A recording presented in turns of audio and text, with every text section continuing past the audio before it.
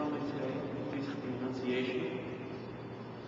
The Gospel passage for today is from Luke. In the 6th month, the angel Gabriel was sent from God to a family called Nazareth to a virgin betrothed to a man named Joseph, the house of David. The virgin's name was Mary. Very concise. But it will be the basis for the homily today. Human beings don't see things the way God does. Often the things that we value, God does little worth. While the things that God prizes, we hold with little value. Like, for instance, in today's gospel, we see 3 examples of this. An angel was sent by God to a city we wouldn't expect, to a woman we wouldn't expect, to announce a plan we wouldn't expect. First place, a town called Nazareth.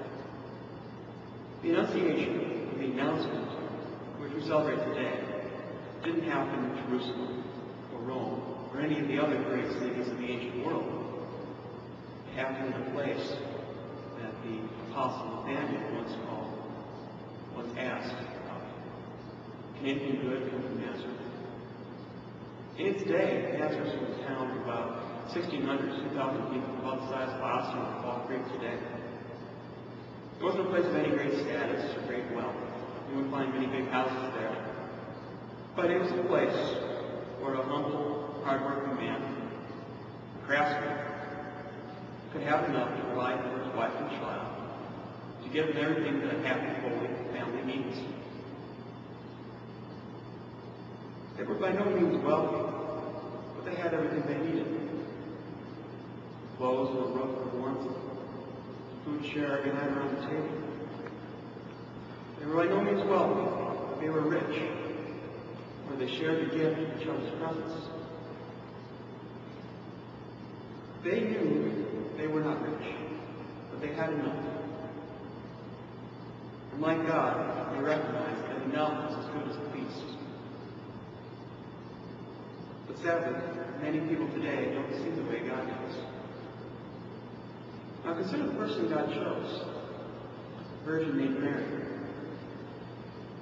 She wasn't a queen or a princess. She didn't have great wealth or power, and the world would not have judged her in a worldly sense as wise. If you were to look at her, I imagine, as you walked on the earth, you'd probably think that there wasn't anything remarkable about her, apart perhaps from her smile. People looking at her wouldn't have thought of praying her as the highly favored one. But God doesn't see the way people do. God can see that she was the most beautiful woman on earth because He can see the beauty of her soul. God can see her mercifulness, her kindness, her modesty, her honesty, her generosity, her reverence, and 1,000 other virtues that boil down to the simple virtue of love, expressed in 1,000 different ways. Most people see only the exterior, but God and people who really love you can see the beauty of your soul. This is a far more important beauty to perfect in ourselves, to seek out in others.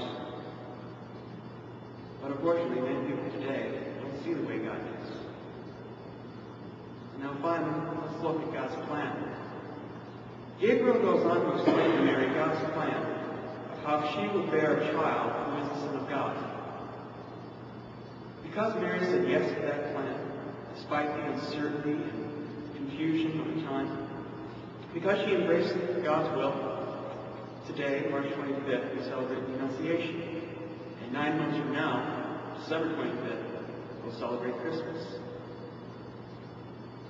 God didn't become man the way we might expect. He didn't assume a fully mature adult body in heaven to descend down to earth. He didn't drift down as a toddler into the arms of Mary. But soon after the Annunciation, He became a very, very tiny, very, very precious human being in His mother's womb. But tragically, many people today don't see the way God does. We should discipline ourselves to see the things of this world the same way that God does, the true way.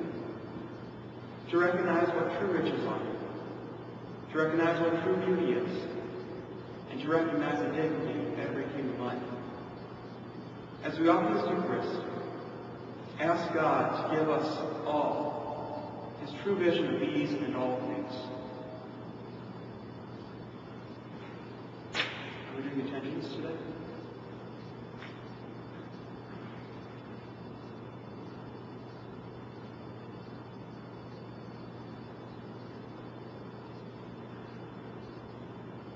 For all who hold the Catholic faith, that we may embody God's values in the world, we pray to the Lord. For our families in this small town of ours, that we may live peaceful, holy, and happy lives, we pray to the Lord. Lord, hear our prayer. For the materially poor, that they may have enough for all their daily needs, we pray to the Lord. Lord, hear our prayer. For women, that they may be honored and respected by our culture, we pray to the Lord. Lord, hear our prayer. For those tempted to have abortions, that they may receive the loving help they need to choose life, we pray to the Lord. Lord, hear our prayer. And for all the dead, that they may be permitted the full vision of God's glory, we pray to the Lord. Lord, hear our prayer.